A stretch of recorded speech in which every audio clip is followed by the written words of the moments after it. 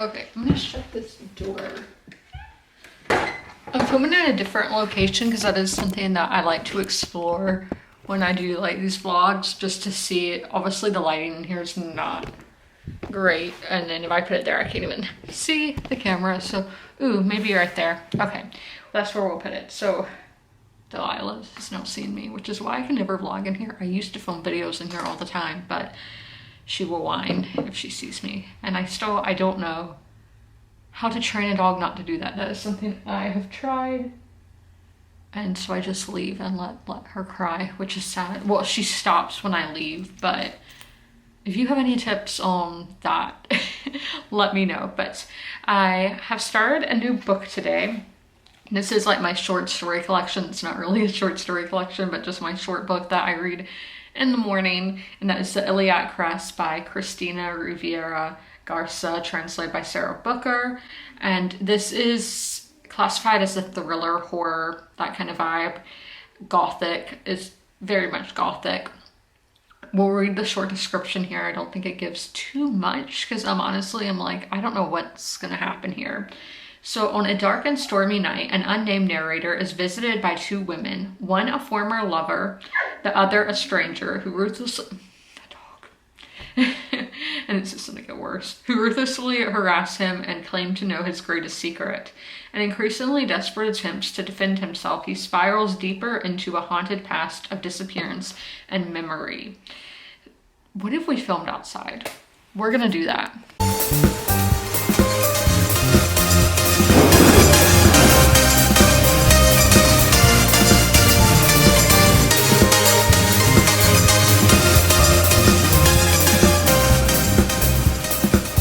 To get treats, or yeah, because she will pull my socks off, pull my hoodie, put a hole in it, pull in my pants, put a hole in them. Yeah, train your dogs. That is like my number one advice. If you get a dog, get it trained. I didn't do that. So definitely, if you get a dog, get them trained. Okay, let's see. I hope there's nobody outside because then you'll hear people in the background and Delilah will probably get mad. Okay. There you go. Again, this wasn't my ideal place to film. Where can I film and not have the sun suck? I'm a sun sign, but I literally despise the sun because it gets in my eyes so much. So we're gonna put that there. Okay. Again, the sun is going right into this eye, which is annoying. But we're talking about the Iliac Crest. This is a work of Mexican fiction, so translated from Spanish. And yes, very much gothic. I learned about this through Emmy's channel, and have Books and Chloe and Kate Literature, have they read this? Maybe. It's been a while. I bought this book last year. But that's what I started today. And honestly, I'm not having strong feelings yet, but I'm only 9% of the way into the book. I am trying to read about 15 pages a day, so I read 18 pages today so I could finish out a chapter. And no strong thoughts yet. But I don't know, for some reason I feel like I'm not gonna like it. But you never know, because I've only heard, when I looked at my friends on Goodreads, everyone had given it a 5-star. So I'm like, that is putting it really high up there in expectations. So I am kind of nervous about that. I'm reading all the other books that I've been reading, and yeah, there are no new thoughts there. I'm going to Texas Roadhouse later. It's gonna be a lot later than normal, which is kind of stressful because last week I had a hockey game one day, and then I went to a basketball game one night. But other than that, I hadn't had any to watch. And then the day that I have one to watch, it's the day where things are running a little bit late. I haven't got the mail yet, which I should, but social anxiety. Yes, so it's cold. I'm looking at a plane right now. It looks kind of big, but I bet it's gonna be like a 737 or something. Let's see here. Let's see. Oh my gosh, it's literally a private jet, because that wouldn't be big at all. Let's do it this way. Okay, it is a 737 literally from Georgetown to Newark United Airlines. Georgetown is that Turks? No, that's the Cayman Islands. Yeah, but a private jet did just fly over me going from Bangor, which is Maine, to Cartersville, Georgia. I don't see that. Oh, it's right there. Right there. So I guess I'm gonna plane watch for a little bit because I have nothing better to do. Guys, there are planes everywhere, going every which way. The one going, oh, you can't see them anymore, but it's going to Charlotte. I've been on that flight from Nassau. So we're just plane spotting up here. One of these, I don't remember, I think that one is a Gulfstream from Savannah that is doing test flights. So if you're looking to buy a Gulfstream, just do know they are testing them at 45,000 feet. That's great. But yeah, so just some plane spotting on this fine day. About some Delilah spotting, spots. Yeah, you have plenty. Lots of spots.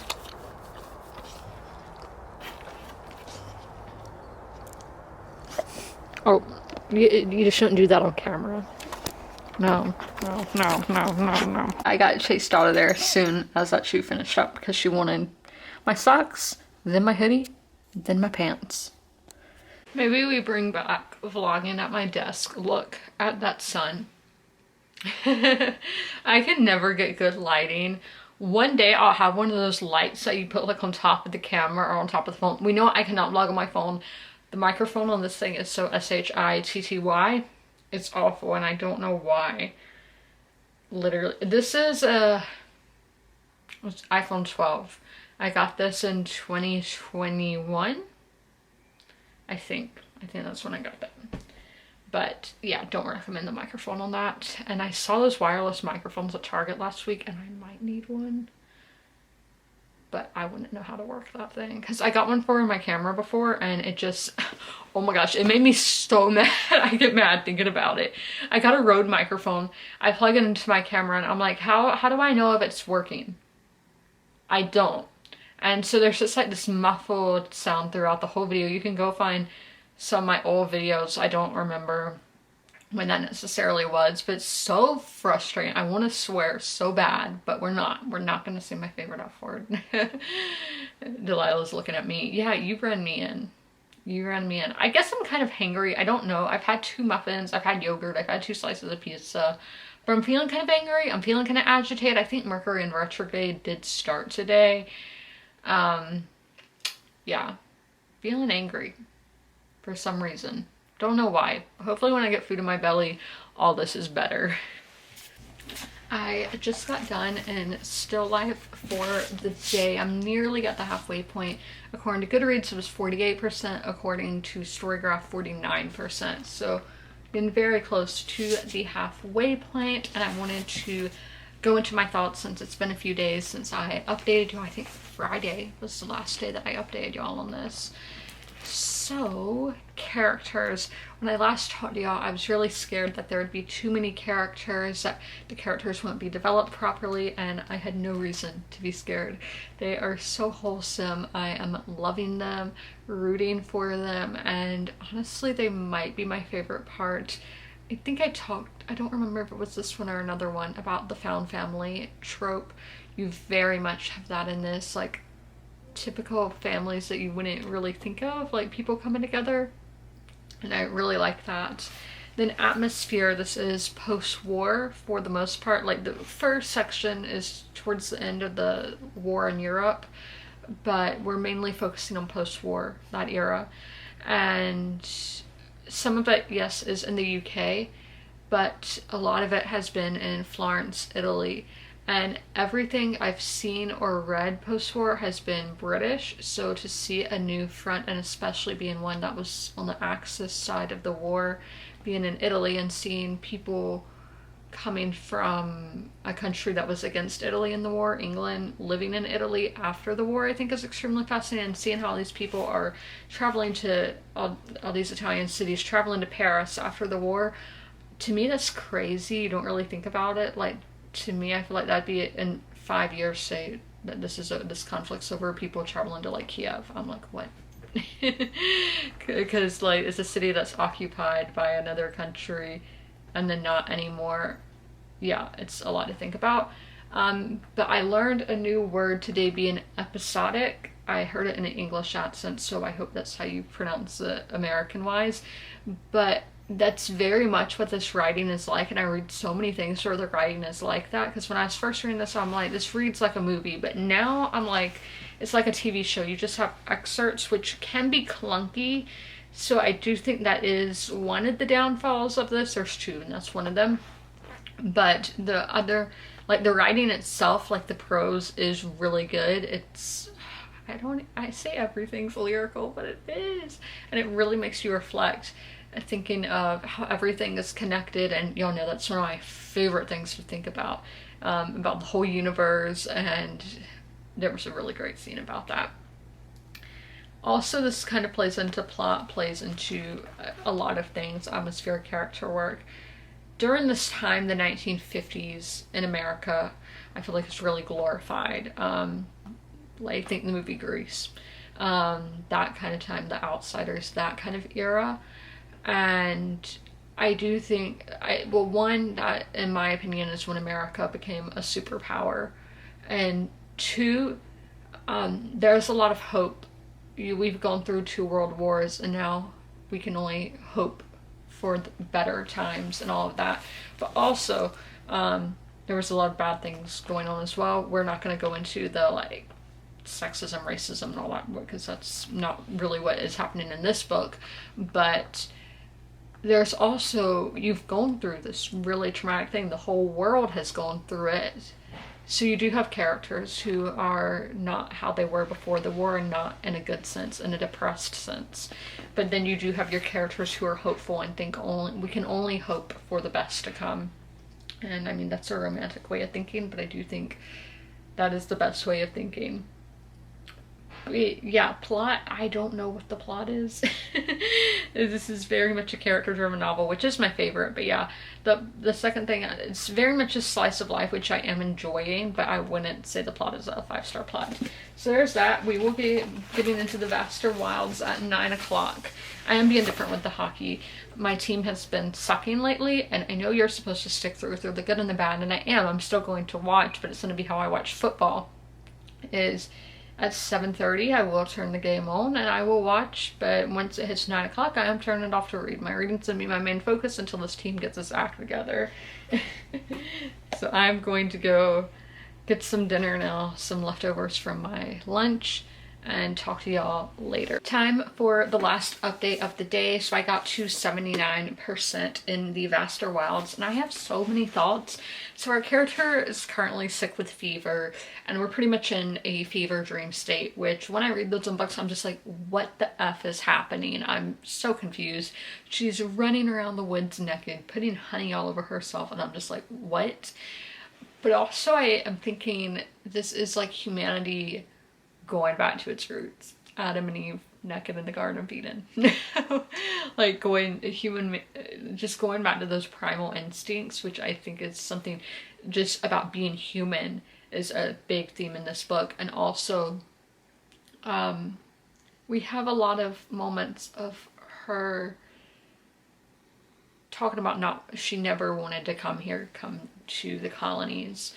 And like, how this wasn't her choice, and it makes me think of the Native Americans. This wasn't their choice to have their land colonized. So I don't know if there is any link between that. I do know on the description of the book it mentioned themes of colonization, so I don't know what that is. And yesterday when I was reading, and when I last updated y'all on this book on Sunday, I don't know, it was on Sunday for me, but I think the video came out on Monday, was that names, were only as in lowercase, and we had a whole discussion of humans only name things that are important to them, and she's going around naming all these birds and fish and plants that she sees and how it makes her feel powerful. And I think it's interesting how she doesn't have a name, so does she not see herself as important? Because we talked about how when she was on the boat coming to America, she felt so small looking up at the universe laying there on the boat. And yeah, so just a lot of interesting discussions. I can't wait for when I finish this book, which should be in a day or two, to hopefully read people's thoughts and theories and everything. I say hopefully because this is still a pretty new book. It only came out about 2 months ago. So I don't know if there's going to be any threads up yet, but I would love to know your thoughts. You're laying on my book, young man.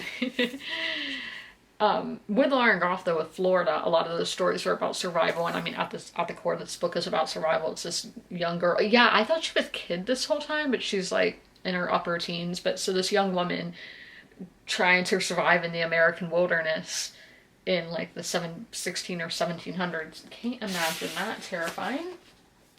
I will be getting into the fiery cross after my bath, but as of right now, that's all what you're going to see in the vlog. And also, I thought of another point that I had meant to tell y'all about the iliac crest, but I was hungry then and scatterbrained.